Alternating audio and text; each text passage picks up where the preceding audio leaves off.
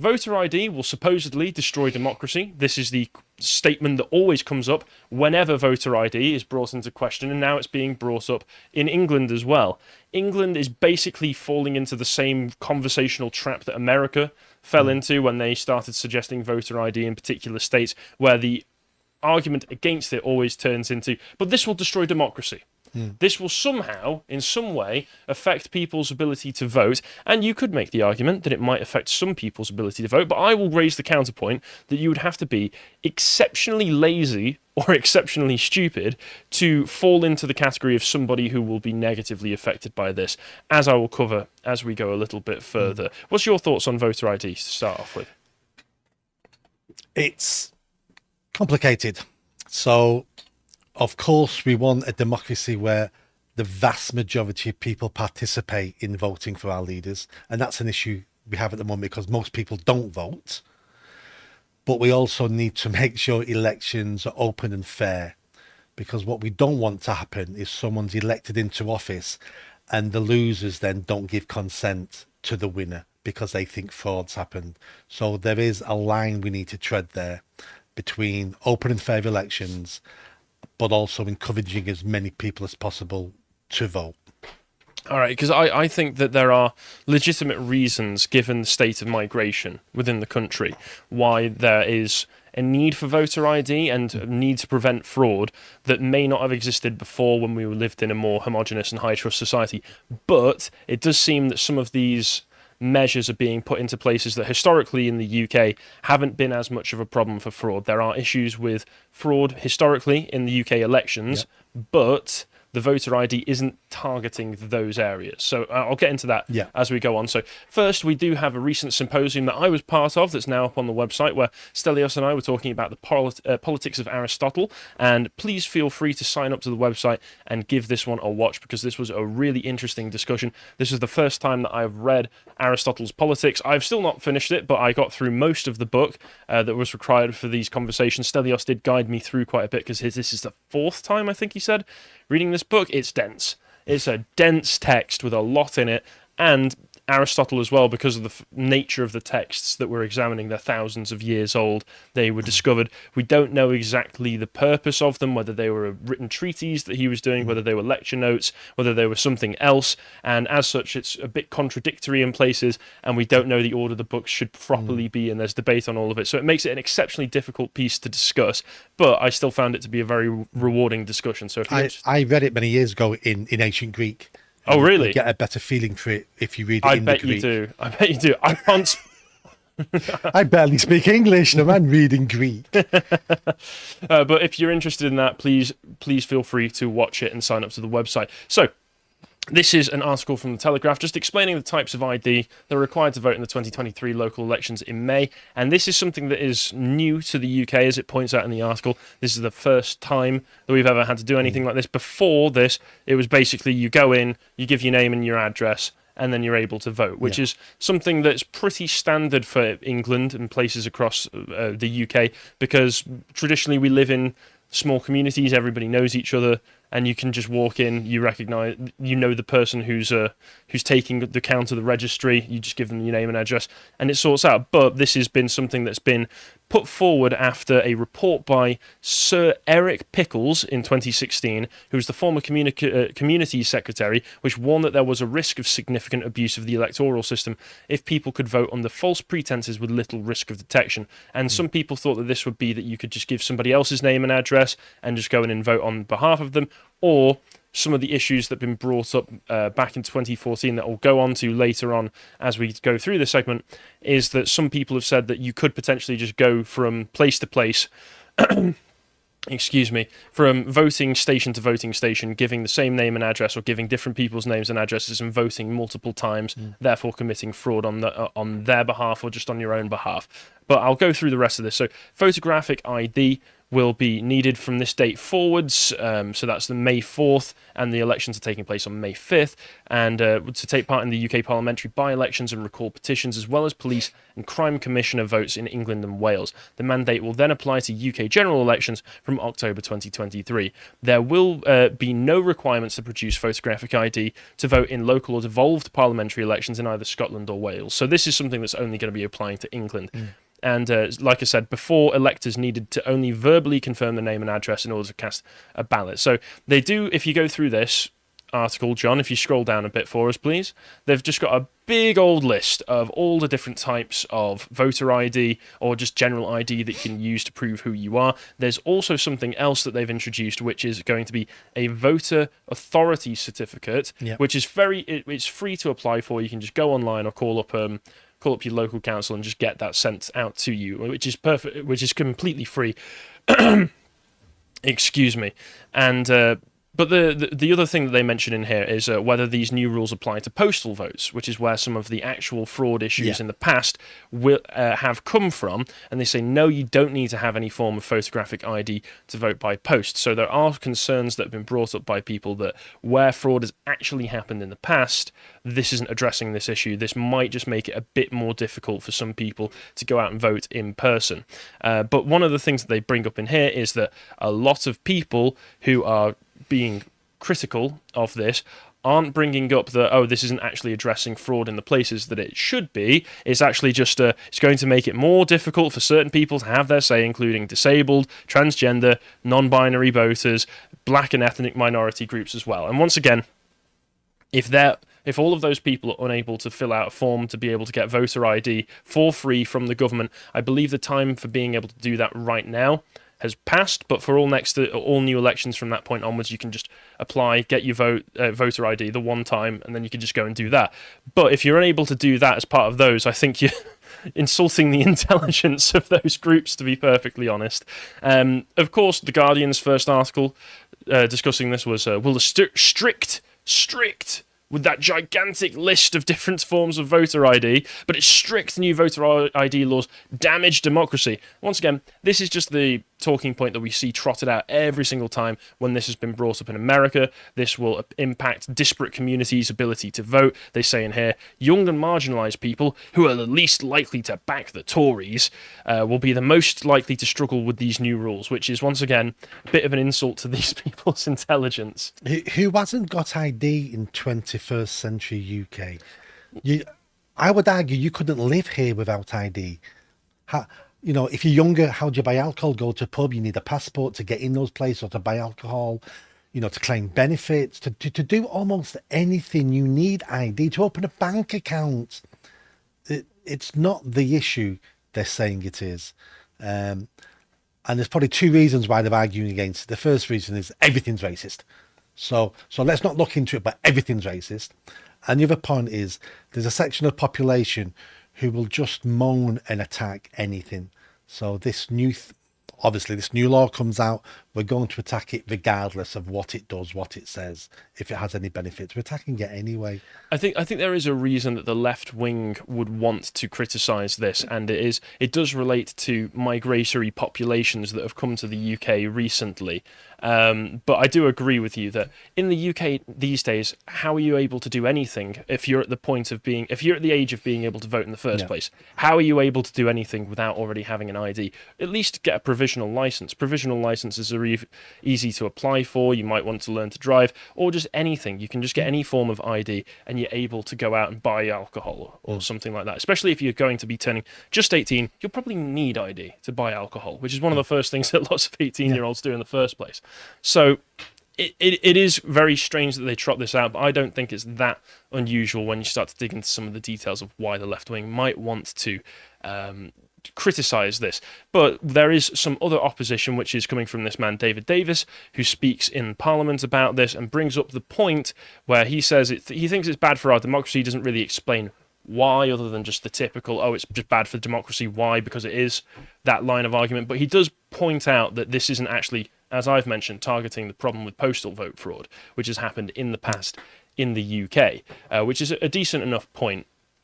But John responded to this with this decent point, which is the capacity to apply for a free voter ID is a litmus test for your aptitude in evaluating the democratic future of the nation. Basically, nice point there, John, which is just if you're unable to apply for an ID in the first place, maybe you don't have the capacity to be determining who should be running the country. But once again, there's an insult to people's intelligence if you think that they can't do that. Last year I went to the Tories Levelling Up conference in Doncaster, I believe it was, and you had to take your passport to get in. Well, there you go. I mean, this is just a pretty normal thing. I've had to show ID to be able to get into clubs. Yeah. I've had to show ID to be able to buy all sorts of things. I've had to show ID once so that I could buy a Monster energy drink for my missus. Right. And that's just how it is. That's just how it goes. So if you're not able to buy a Monster energy drink, you're not able to vote. Yeah. That's the new rules now. I mean, there is a point. We do need to be careful that we're not putting barriers in front of people to stop them voting or to make it difficult for them to be voting. So any laws like this do need to be examined and looked at to make sure, and it needs evaluating after these local elections to see what the outcome was. So I'm all for looking at this, but I don't foresee a problem. Yeah, that's the thing. I don't see how this could negatively affect people's ability to vote. Anybody who, once again, wouldn't already have an ID in the first place. So how are they surviving in the country in the first place? But I think the main reason why people are concerned about how this will affect people's impact to vote is going to be the fact that there are quite a number of people in this country who shouldn't be here in the first place, who, if they're able to just go into any sort of voter office and just vote right then and there by giving somebody's name and address, doesn't have to be their own, then this will impact their ability to commit fraud in the local elections, and therefore potentially impact Labour's ability to get votes, even though a lot of the polls that have been taken are tending recently to go towards Labour in the first place. So if they're claiming that voter fraud isn't, if they're claiming that this is going to deny people the ability to vote and then Labour end up winning in the next election anyway, fingers crossed they don't, but if they do, are they still going to be throwing up the fraud argument? Are they still going to be throwing up the destroy democracy argument? No, of course they won't. But this is from 2007, this article, and I do have to point out, I got this article and the next one from watching a recent Scrump and Evelyn stream, so thank you to those two people, because that was a very interesting one, and I found this information very interesting. But if you read this is all the way from 2007, so we can assume that things have gotten worse since then. And this is talking about the amount of people who are in the country who are just not registered. You can take the census, but the census will only get you so far. The census will only be able to get you so much information. So the most recent census they were working off here was 2001's, which I think showed that we had about 59 million people in the country. And even at this point, we had information showing that it might have been closer to about 77 million people in the country, which was even more than the 2011 census, which said about 63, 64 million people. And the information that we got that off was it was based on what we eat, where one big supermarket chain reckoned that there were around 80 million people living in the UK based on the demand for food. And we got that information because they were privately lobbying the Competition Commission to let it grow its market share. The argument, reasonably enough, they say here, was that the market was far bigger than the regulator realised, because the regulator just goes off the census information. So expanding their network was fair. And the article, because it's the Independent, of course, says that, but if they were to reveal this true information, little Englanders and xenophobes would come out in force about the evils of migration, all because of the fact that there's over 20 million extra people in this country than there should be.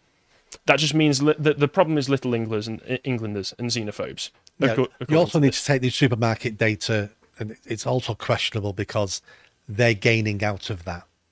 Well, they would be gaining out of that potentially, but there's other information we can cross-reference it with as well in this next article from The Guardian from 2010, once again before the 2011 census, where they were talking about the ability of people to vote.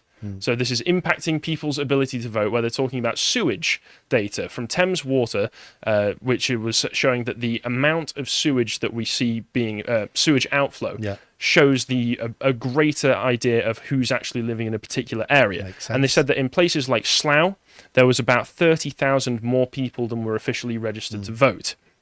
And they say Bagley feared consensus takers would have little time to check the estimated 3,500 houses in multiple occupation or the estimated 2,500 living in unregistered sheds in gardens illegally let out, unlikely to return forms in the 56 languages that they speak. So the main point that they're pointing out here is the Guardian is saying, yes, we've got, if we cross-reference it with the Independent article, we can say that there's different areas, different data points, which are suggesting that there are far more people in this country than there should be. Yeah. Certainly based on what the census gives, that we've got far less in the census than what all of the rest of the information that we can collect tells us. And they're saying that the main problem with that is not that there are illegal people living in the country who shouldn't be and taking up resources, burdening infrastructure, or anything like that. This Guardian article is going, but they won't be able to partake in elections, which is just an absurd point to take from this, as far as I'm concerned. And then there's other information, which Callum sent me this. If you scroll up, we've got this woman here, Kim Johnson, MP, who is an MP for Liverpool, a borough of Liverpool, who puts out a check that you have the right ID, voter ID to vote. You can apply for your voter authority certificate, but then also writes it down in Arabic as well.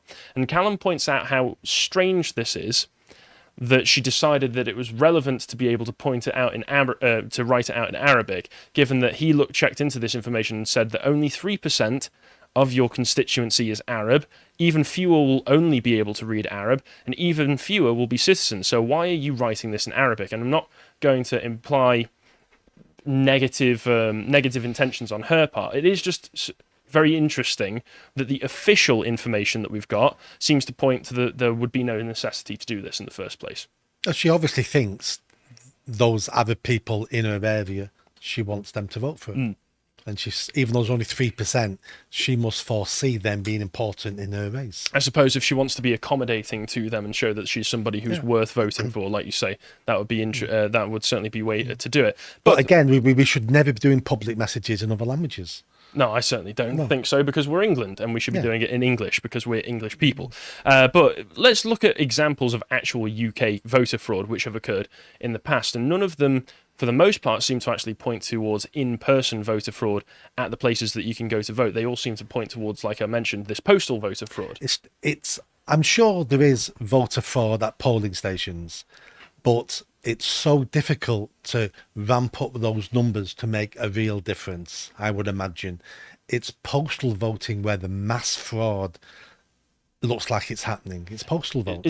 I can understand there definitely can be fraud that happens in person. I think in the most recent elections that happened before this one, it was mentioned that there were 33 cases that were brought to court. That's still quite slim, but those are the ones that are brought to court, so you never know if there's more than that going on.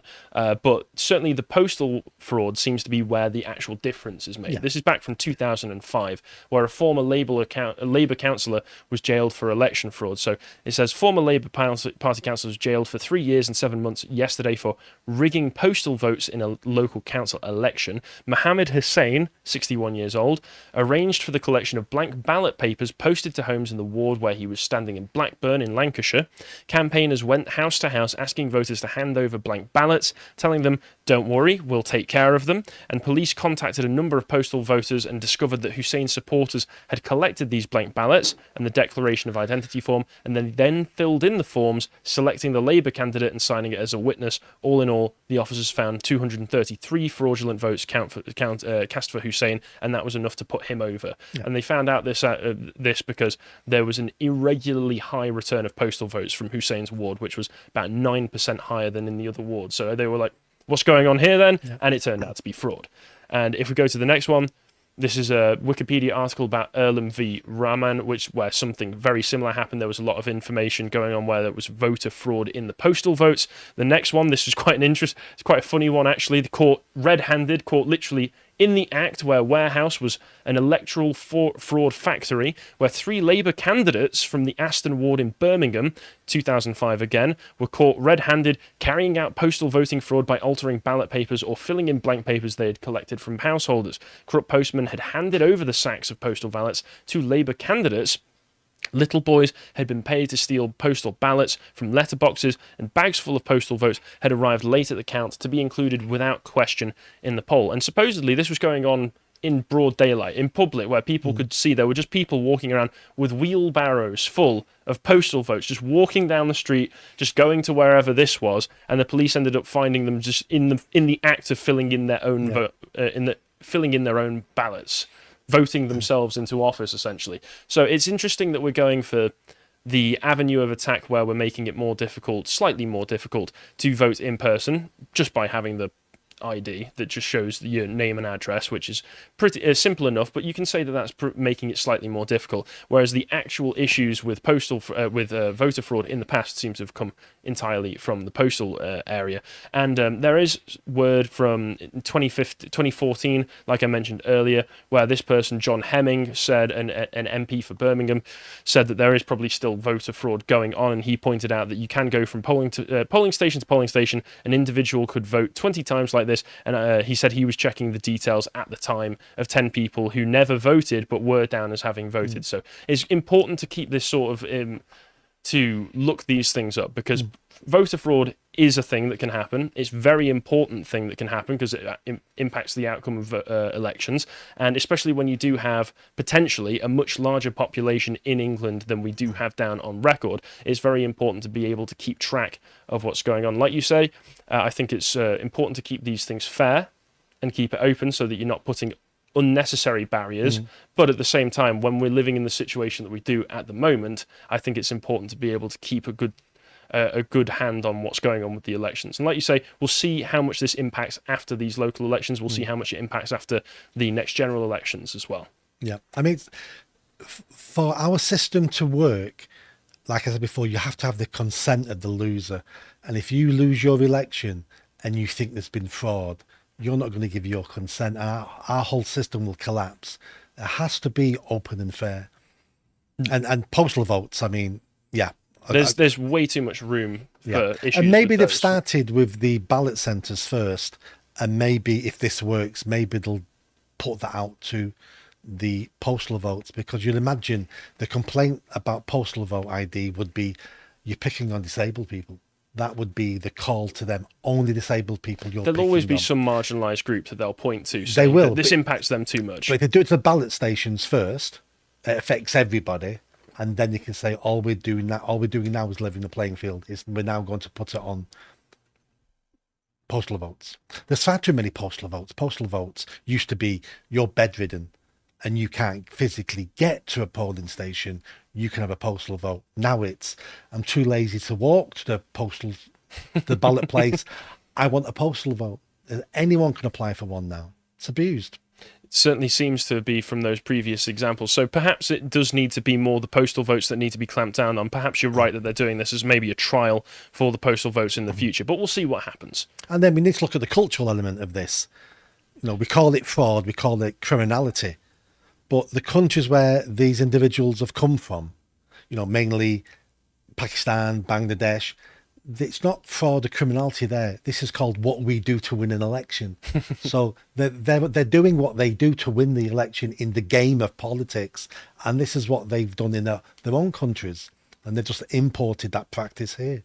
Well, certainly given the names of some of the people who were caught previously running for Labour, what was it, Mohammed Hussein, it seems to be... Yeah. Interesting that it's those sorts of people who are caught doing it in the past. But once again, we'll see what happens with this. If you haven't managed to get your voter ID ready, if you don't already have an ID for these local elections, I suppose you're a bit late. But if you're watching this, I imagine you have some form of ID, so you'll be able to vote anyway. So let us know how you get down on how you go down at the polls.